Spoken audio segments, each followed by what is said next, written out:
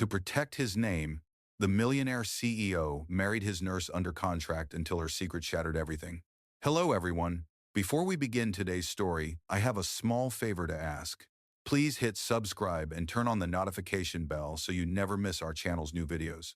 It is quick, free, and the best way to support us in bringing you more dramatic stories. Your support means the world to us. Where are you watching from? Drop your city or country in the comments below. Thank you very much. Today's story is titled, To Protect His Name. The millionaire CEO married his nurse under contract until her secret shattered everything. Now, let us return to our main character. The rain had not stopped for hours. It painted long silver streaks across the tall glass windows of Crosscare Medical Tower. Inside the executive suite on the top floor, the lights were dim, the silence sharp. Ethan Cross, 34 years old, stood by the window in a charcoal suit that fit him perfectly but felt like armor. His reflection stared back impeccable, emotionless, the face the media loved to praise and tear apart in the same breath. On the table behind him lay a folder, thick with documents and the bold titles stamped in red. Confidential Agreement, Temporary Marriage Contract. Ethan's hand tightened on the edge of the desk. His company was under fire after a tragic incident involving his younger brother, a patient at Crosscare Hospital. The press had turned his name into a battlefield, questioning his ethics, his leadership, even his humanity. He had built an empire saving lives, yet one rumor was enough to destroy it. The board demanded a stabilizing narrative, a sign of compassion, of family, of normalcy. And that was when his assistant mentioned her. Mara Quinn, 28, private nurse, clean record, loyal. The only person who had stayed with his brother until the very end. The one who had been unfairly blamed when the machines failed. The press called her the negligent nurse. Ethan knew better.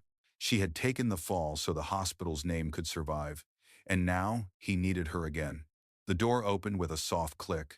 Mara stepped in, still wearing her pale blue uniform, her hair damp from the rain. She froze when she saw the folder on the desk, and the look in his eyes, steady, unreadable, cold. "Mr. Cross," she said softly. "You asked to see me?" Ethan turned toward her, his tone calm but carrying a weight she could feel from across the room. "Yes." "Sit down, Miss Quinn." She hesitated, then obeyed. Her hands folded tightly in her lap. The sound of the rain filled the silence between them. "I will get straight to the point," he began. "The hospital is in chaos. My board wants reassurance that the man running Crosscare is not a machine. They want stability. A human story." He paused. "A wife." Mara blinked. "A wife?" He nodded once. "For the press. For the public. For 6 months." Her breath caught. "You cannot be serious." "I am." He walked closer, placing the folder in front of her. "This will protect you as well. I know the accusations you have faced. I can clear your name. But I need your cooperation." She stared at the words printed on the first page. Temporary marriage contract. Her pulse thudded in her ears. "Why me?" "Because the world already believes we are connected," Ethan replied. "They saw you outside the courtroom. They know your name. This makes sense for both of us." Mara stood, shaking her head. "You are asking me to lie to the world." "I am asking you to survive it," he said quietly. The words hit harder than she expected. His tone was not arrogant or cruel. It was tired, almost pleading beneath the surface. She looked up, meeting his eyes. For a moment she saw the man behind the empire, not the CEO the tabloids worshipped and hated. "And if I say no," she asked. "Then the hospital board will destroy both of us," Ethan said simply. "You will lose your license, and my family's foundation will collapse. This contract is not about affection, Miss Quinn. It is about protection." "Segregation 7. Mara looked down at the pen he slid across the table. It was silver, engraved with his initials, E.C. Cross. The ink shimmered faintly under the soft light. Her mother's medical bills flashed through her mind, the eviction notice on her apartment door, the headlines that had already crucified her once. She swallowed hard. 6 months, she whispered. 6 months, Ethan repeated. No more. Her fingers trembled as she picked up the pen. "And after that?" He paused, his jaw tightening. "After that, we both walk away." The tip of the pen touched the paper.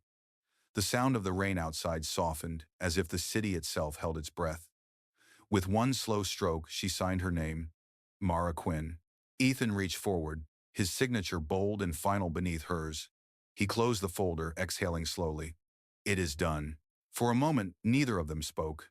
The contract sat between them like a quiet storm, invisible yet heavy. Mara rose to her feet, her voice barely a whisper. What will people say? Ethan looked at her, eyes unreadable. They will say what they always do. That a man like me is saving a woman like you. Let them believe it. And with that, he turned back to the window, watching the city lights flicker through the rain, unaware that the woman standing behind him carried a secret that would one day destroy the very walls he had built to protect his name. The following morning, the city woke under a pale gray sky. The rain had stopped, but the air still smelled of wet pavement and cold steel. Mara stood at the edge of her small apartment, a cardboard box open on the table. Inside were the few things she owned: a stack of medical textbooks, her nursing license, and a photograph of her mother smiling in a hospital bed.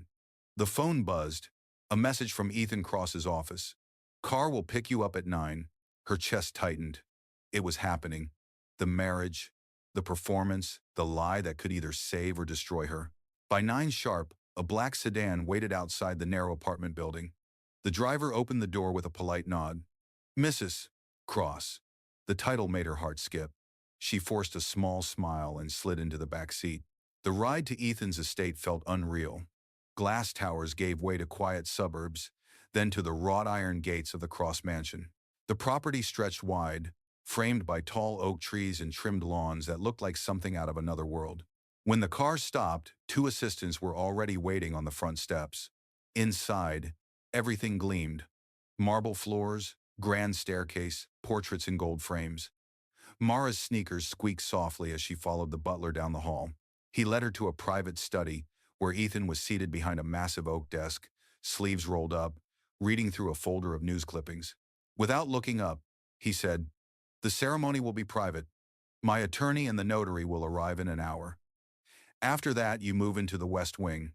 You will appear at my side during the next 5 public events. You will not speak to the press. Understood?" His voice was even, professional, almost mechanical. Mara swallowed. Understood. Ethan finally lifted his eyes to meet hers. For a heartbeat, his expression softened. You do not have to be afraid. I keep my promises. She nodded, though her stomach twisted. I am not afraid, she said quietly.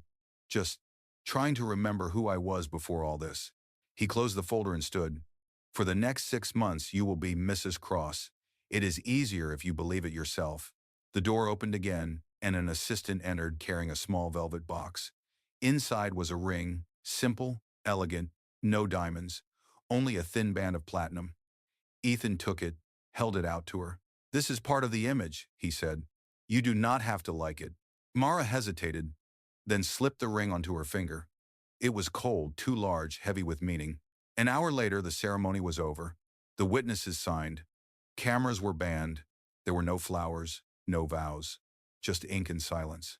When the notary left, Ethan handed her a small card embossed with gold letters. Welcome to Cross Estate. Dinner is at 7. You will meet the staff then. As he turned to leave, Mara found herself asking, Why me, Ethan? You could have chosen anyone. He stopped at the doorway, his shoulders tense.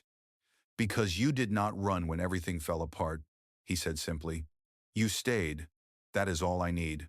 That evening, Mara stood before the mirror in the guest suite, dressed in the gown the stylist had chosen for her, a soft ivory color that brushed the floor. She barely recognized the woman staring back. Her reflection looked calm, composed, almost wealthy, but her eyes told the truth, fear and disbelief hiding behind mascara and a practiced smile. When the clock struck 7, she descended the stairs. Ethan waited at the dining table, surrounded by empty chairs and untouched wine glasses. The chandelier above cast golden light across the room. He stood when she entered, nodding once. You look appropriate. Appropriate? She echoed, a faint smile touching her lips. It is a compliment, he said. Dinner passed in silence, except for the soft clink of silverware. The air between them was careful, polite, almost fragile. Then Ethan's phone buzzed. He glanced at the screen, his expression hardening. The press already knows, he said quietly. They want photos. They want proof. Mara froze. What will you do? He set the phone down, his voice firm but calm. We give them what they want. Tomorrow morning, you and I will appear together at the hospital charity brunch. From that moment on, we live the lie. Mara's fingers tightened around her glass. And what if the lie becomes real? She asked softly. Ethan met her gaze, the faintest trace of conflict in his eyes. It will not. But as the rain began to fall again outside the tall windows, neither of them looked away.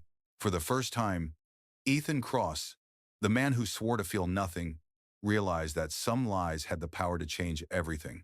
Morning sunlight filtered through the high windows of the Cross mansion, cutting soft gold lines across the marble floor. Mara woke to the faint hum of activity outside her room, the quiet steps of staff, the distant sound of a coffee machine, the low murmur of a morning news report echoing down the hall. For a moment, she forgot where she was. Then her eyes caught the platinum ring on her finger, and reality settled like a weight in her chest. She dressed carefully in the outfit Ethan's assistant had left for her. A tailored cream dress, modest jewelry, no perfume. Everything about it whispered control.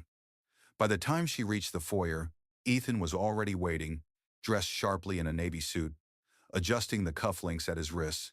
His voice was steady, detached. The press will be at the hospital by 10. You will stay close, smile when you must, and say nothing without my cue. Understood? Yes, Mara said quietly. They stepped outside into a sea of flashing cameras. The gates of Crosscare Hospital were lined with reporters shouting questions. Mr. Cross, is it true you married your nurse in secret? Mrs. Cross, how does it feel to be the wife of one of the most powerful men in the city? Ethan's arm slid around her waist, gentle but deliberate, as he guided her forward through the crowd. His smile was rehearsed, perfect for the headlines. Inside the hospital lobby, the chaos softened into controlled calm. Banners for the Crosscare Foundation hung from the walls, photos of smiling children and medical volunteers everywhere. The event was a charity brunch, but it felt more like a performance. Ethan spoke to donors with polished confidence, the image of a man restored. Mara stayed a few steps behind, playing her part, answering polite questions, keeping her smile steady. Then it happened. A woman in a red dress approached a reporter from the City Times. She leaned in, her tone sweet but sharp. Mrs. Cross, the public is curious. Some say your marriage is more of a publicity stunt than love. Care to comment? Mara froze. Cameras tilted toward her, waiting. Ethan's gaze flicked toward her, warning. But something inside her rebelled against the silence. She turned to the reporter, her voice calm but clear. You can call it whatever you want, she said. But if pretending to love someone means standing by them when the world turns its back, then maybe that is more real than most marriages. A hush rippled through the room. Ethan's expression shifted surprise, then something else she could not name. The reporter lowered her microphone, slightly disarmed. The moment passed, but the echo of her words lingered. When the event ended, Ethan walked beside her to the car. Neither spoke until the doors closed. The city blurred past the tinted windows. Finally, he said, You handled yourself well. Mara looked at him. You mean I did not ruin your image? His jaw tightened, but his tone softened. You said something the board could never buy. Authenticity. She looked away, hiding the flicker of warmth that rose uninvited. Do not confuse honesty with loyalty, Mr. Cross. The drive back to the mansion was silent, except for the rain beginning to fall again. When they arrived, Mara headed straight for the West Wing, seeking the quiet of her room. But as she opened the door, she noticed something strange. A small velvet box resting on her nightstand. Inside was a necklace, delicate silver with a charm shaped like a heart monitor line. A note beside it read, For appearances, wear it tomorrow. No signature, but the handwriting was unmistakably his. Mara set the box down, unsure whether to smile or sigh. She walked to the window, watching the garden sway under the drizzle. The mansion, though grand, felt hollow, like every wall was listening. Later that night, she found Ethan in the study, surrounded by papers and the glow of a single desk lamp. He did not look up when she spoke. Why me, really? He exhaled slowly. Because you do not pretend when no one is watching. Her breath caught. And you think that will make this lie easier? His gaze met hers. No. It makes it harder, but it also makes it believable. For a long moment, neither moved. The storm outside built softly, thunder murmuring in the distance. Then Mara turned to leave. As she reached the door, Ethan's voice came again, quieter this time. Thank you for today. She paused but did not look back. You are welcome, Mr. Cross. When she finally lay in bed, sleep would not come.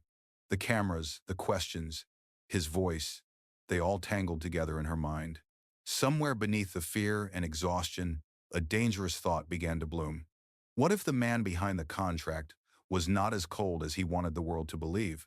3 weeks later, the mansion had become a stage, and Mara Quinn had learned her role by heart. Every morning began with the same routine: press appearances, charity lunches, and board dinners, where her smile mattered more than her words. The tabloids called her the silent bride, spinning stories of romance and devotion she could barely recognize. Each headline made her flinch, yet she played along because she had promised and because her mother's hospital bills were finally being paid on time. Ethan Cross, meanwhile, remained as precise and distant as the day they met. He spoke in facts, not feelings, and every interaction felt scripted. But something was shifting beneath the surface. She could sense it in the quiet moments, the way his eyes lingered when she laughed, the way his hand sometimes hovered near hers before retreating. One evening, a formal invitation arrived from the Crosscare Board of Trustees, a gala to celebrate the hospital's expansion, held at the downtown Hilton Ballroom. Attendance mandatory. The assistant added, Mr. Cross requests that Mrs. Cross attend in full representation of the family. Mara stared at the embossed card long after the messenger left. It was not a request, it was a command. The night of the gala arrived wrapped in winter wind and glittering lights. Mara descended the marble stairs in a deep navy gown, simple yet graceful. When she entered the foyer, Ethan was waiting, already in his tuxedo. For a moment, he froze, eyes tracing her, like he had forgotten how to breathe. Then he cleared his throat. You look appropriate, he said, but his voice wavered slightly. She smiled faintly. You said that last time. He offered his arm, and she took it. The limousine carried them through the city lights, the reflection of the skyline flickering against the tinted windows. Neither spoke. At the gala, crystal chandeliers threw diamonds of light across the crowd.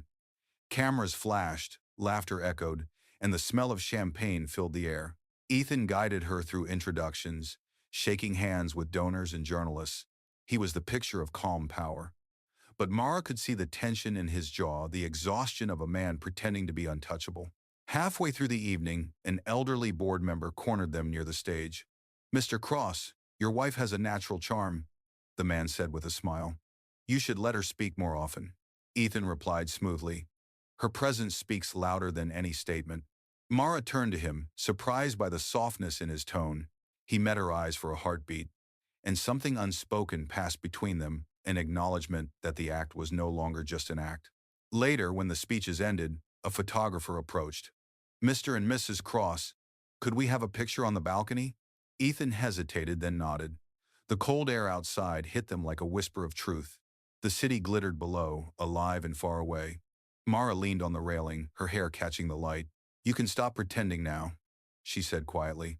No one's watching. He looked at her, a small, tired smile tugging at his lips. Maybe I am not pretending anymore.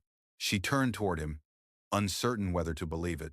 The silence between them stretched, fragile and electric. Then the door burst open behind them.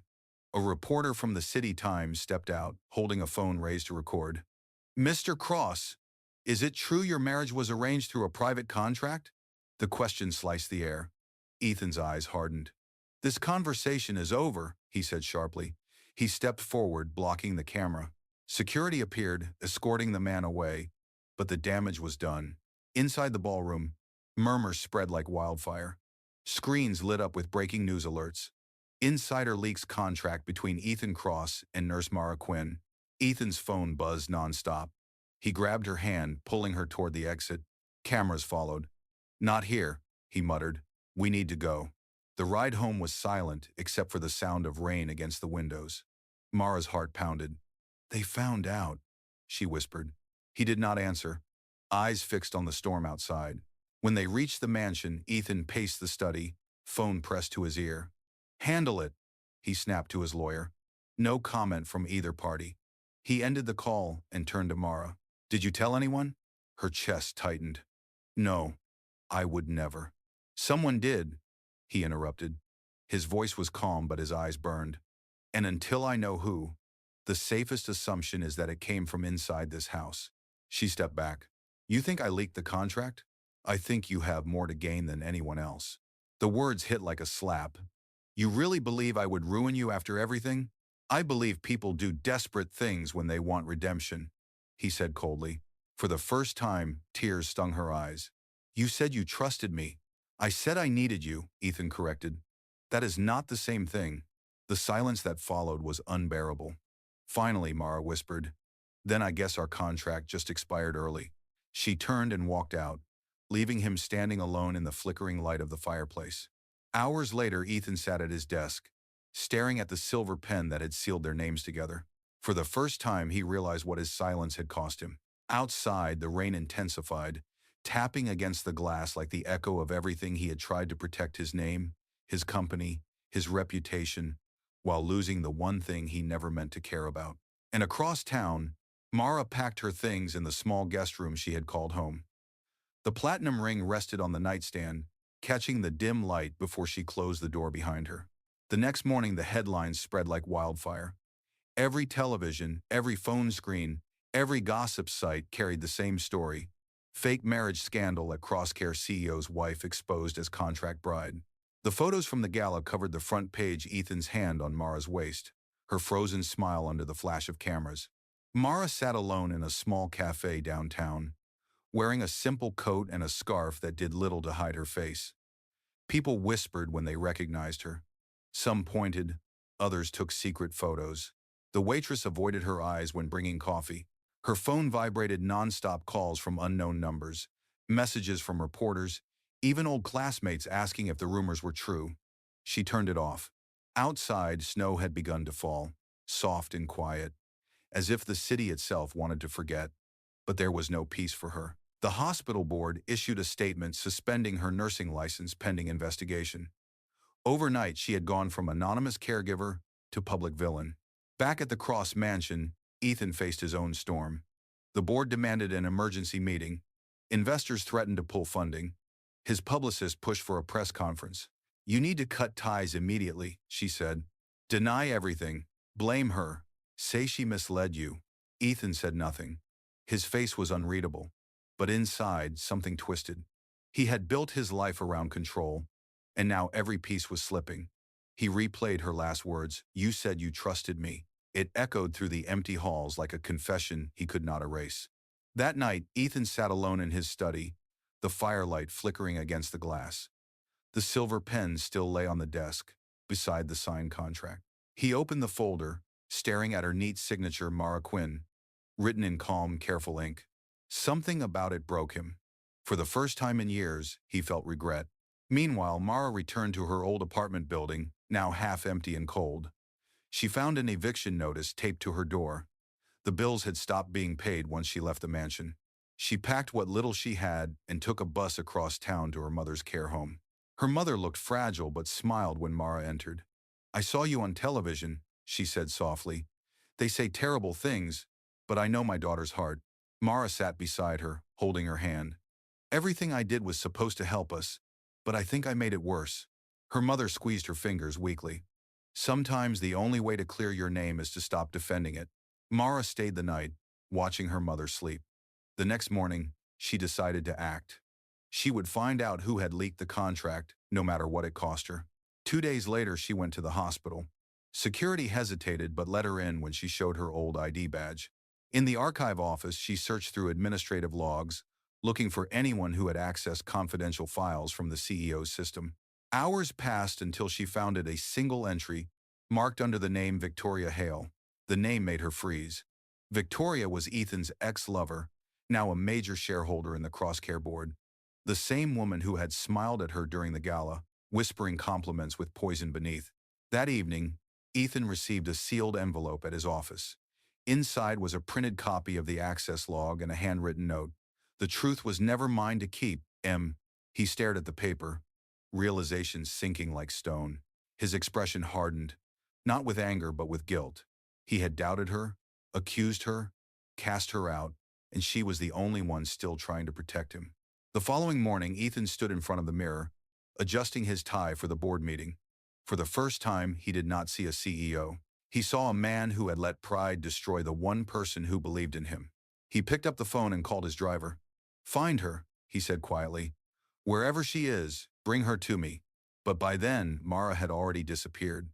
Her phone was off. Her apartment was empty.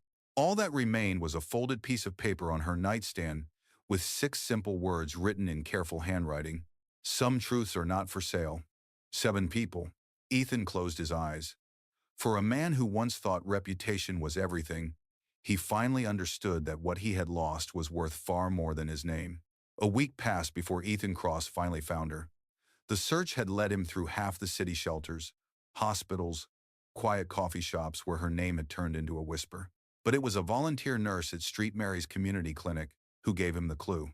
"She's been here every evening," the woman said, "helping with the free ward. She does not take pay. Thanks for watching." And as they won. That night, Ethan drove himself there. The building was small, with peeling paint and flickering fluorescent lights. Inside, he found Mara in scrubs again, her hair tied back, gently wrapping a child's arm with a clean bandage. Her voice was calm, steady, the same voice he remembered from his brother's hospital room years ago. For a moment, he simply watched. When the child left, she looked up and froze. Ethan stood in the doorway, rain still dripping from his coat. The sight of him felt like a memory she had tried to forget. "Why are you here?" she asked, her tone cautious, distant. "I came to apologize," he said, "and to make something right." Mara crossed her arms. "You already did. You saved your company. The world thinks I am gone, and that suits your reputation just fine." He stepped closer, lowering his voice. "The world was wrong. I was wrong. I know who leaked the contract. It was Victoria Hale." She looked at him, disbelief flickering across her face. "You have proof?" Ethan nodded, pulling a folder from his coat pocket. Her system access logs, her handwriting on internal memos. She did it to take control of the board. "I confronted her this morning," she confessed before the entire team. Mara's lips parted, but no words came. For the first time since the scandal began, the air around them felt still. "I should have trusted you," he continued. "You were the only one who told me the truth, and I turned it into a weapon against you." She shook her head slowly. "Apologies do not erase what happened. You humiliated me in front of the world. You made me part of a lie." Ethan's expression broke for the first time. "The lie was mine long before you entered it," he said. "But when you walked away, I realized something. Every lie I told was to protect a name that no longer means anything without yours beside it." Silence filled the small clinic. The sound of rain outside softened, replaced by the hum of the old air conditioner. Mara looked down at her hands, still marked by a faint line where her ring had once been. "I do not know if I can forgive you," she whispered. "I am not asking you to," he replied gently. "I am asking for a chance to prove that this time I will tell the truth." She hesitated, then glanced toward the hallway where the child's laughter echoed faintly. "You want to make things right? Start here. The clinic is losing funding next month. They are closing the free ward." Ethan blinked. "Then I will fund it," anonymously. Mara frowned. "You cannot buy redemption, Ethan." He met her eyes steadily. "It is not redemption. It is gratitude. You reminded me why I built Crosscare in the first place, to help people, not to impress them. It naughty dollars." For the first time in weeks, she saw something real in his face. No arrogance, no performance, just sincerity. After a long pause, she said quietly, "If you truly mean that, then do it the right way. Publicly. Tell them the truth about us." Ethan nodded slowly. "I will."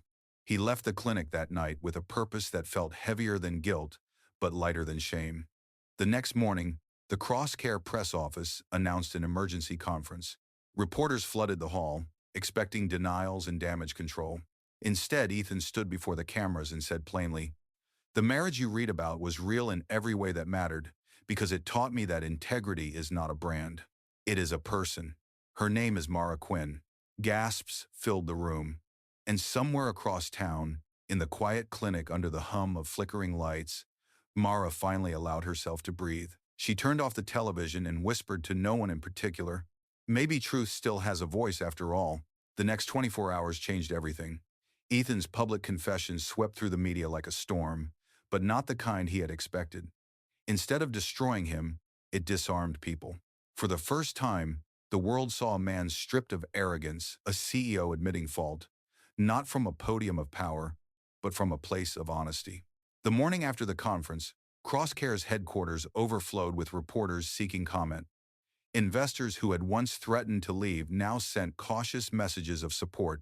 Even the board, shaken by Victoria Hale's exposure and resignation, chose silence. Ethan had done what no press agent could. He turned transparency into strength. But for him, it was not about saving his empire. It was about finding her again, not to clear his name, but to earn her forgiveness. Mara watched it all from the clinic. The small television above the nurse's station replayed Ethan's speech again and again. His words were simple, his voice unsteady. Integrity is not a brand, it is a person. Every time she heard it, something inside her shifted. She wanted to stay angry, but the truth in his tone made that impossible. That evening, she was finishing her rounds when the power flickered and went out. The clinic plunged into darkness for a moment before the generator kicked in. A faint light glowed from the hallway, and when she turned, she saw him standing there. Ethan, still in the same suit from the press conference, holding an umbrella wet from the rain. "I did what you asked," he said softly. "I told the truth." Mara froze. The nurses nearby fell silent, pretending to busy themselves elsewhere. She took a breath. "Why are you here?" And Rumen. "Deniati really yourself." "Because telling the world was easy," he said. "Telling you is harder." He stepped closer, his eyes tired but clear. "I spent my life building walls around a name. You tore them down in 6 months, and I realized I do not want to rebuild them. I want to start over with you, if you can still look at me." Mara's heartbeat quickened. "You cannot erase the past with speeches and cameras, Ethan." "I know," he said, "but maybe I can start by standing next to you while you fix what I broke." He handed her an envelope.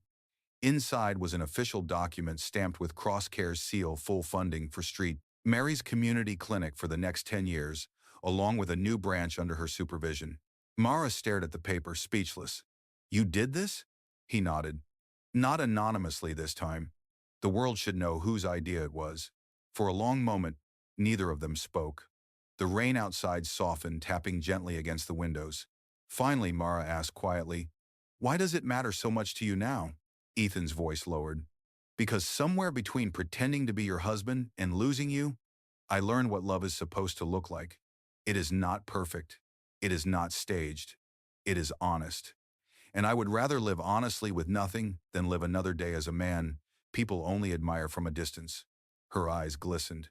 "You are a hard man to forgive, Ethan Cross. This word many asses as Reister." He smiled faintly. "Then let me work for it."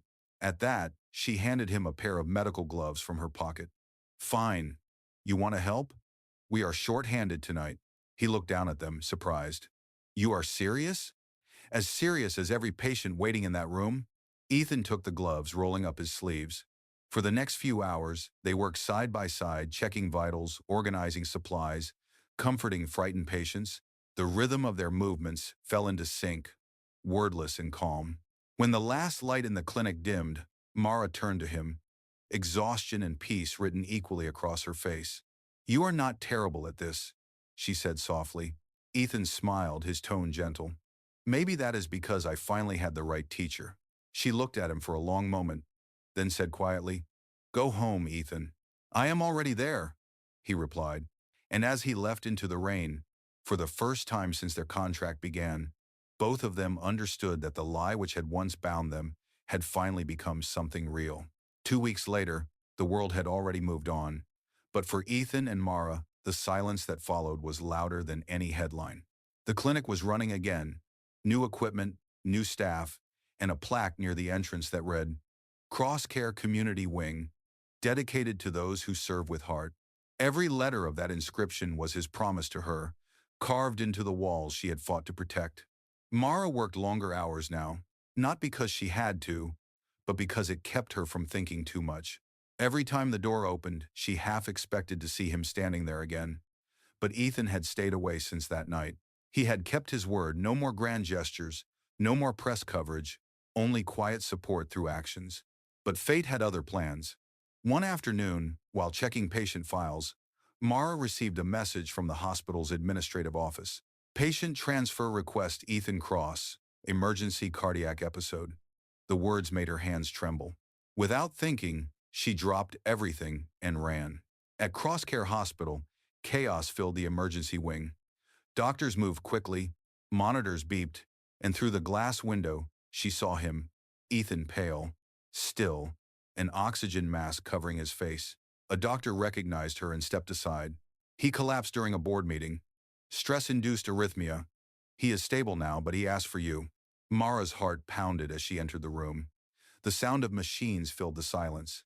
Ethan turned his head weakly toward her, managing a faint smile. You came. She tried to steady her voice.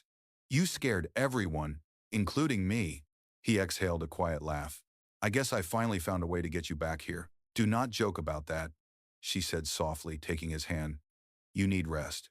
Ethan looked at her for a long moment. Mara, when I first asked you to marry me, I did it to protect my name.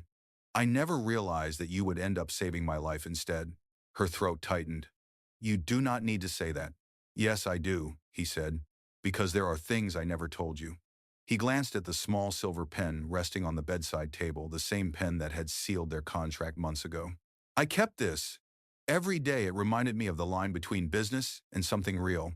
I crossed that line the moment you walked away. Grey ons and augeting saver. Tears stung her eyes. You should not talk like this. I should, he whispered, because if I do not say it now, I might never get the chance. Mara, I do not want another contract. I just want the truth. I love you. The words hung in the air, raw and unpolished, but they carried more weight than any vow he had ever made. Mara squeezed his hand tightly, fighting back the tears. You are impossible, she murmured, smiling through them. But I love you too. Ethan's eyes softened. That is all I needed to hear. For a while they just sat there, no cameras, no press, no masks. Just two people who had finally stopped pretending.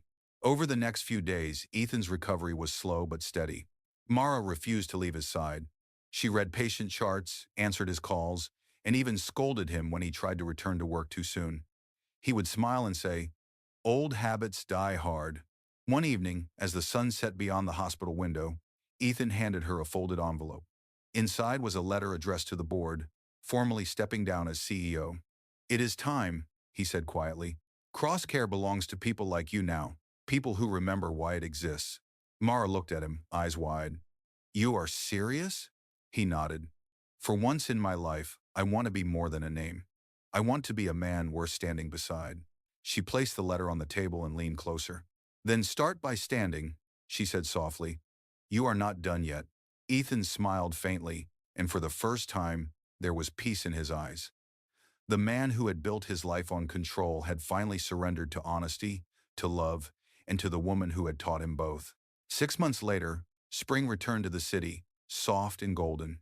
The cold edges of winter had faded, replaced by blooming magnolias that framed the front gates of St. Mary's Community Clinic. A crowd gathered beneath a white canopy where a ribbon stretched across a newly built wing, the Crosscare Renewal Center. Cameras flashed, children laughed, and at the center of it all stood Mara Quinn, dressed in pale blue, her name embroidered on the new staff plaque. Beside her, Ethan adjusted his tie awkwardly. No longer the polished CEO, but a man learning to live without hiding behind perfection. His health had returned, and with it, a quiet calm that suited him better than power ever had.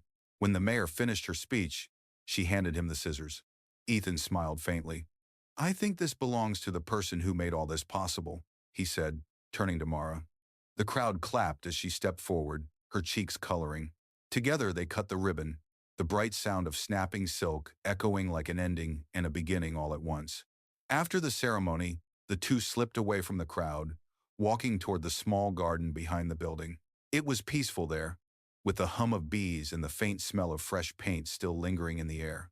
Ethan stopped near a wooden bench where a small plaque was mounted, dedicated to those who choose truth over fear. He turned to her, holding out something small, his old silver pen, the same one that had signed their contract. I kept this for too long, he said quietly. It started everything, but maybe it should end something too. And since free water about that, Mara looked at the pen, then at him.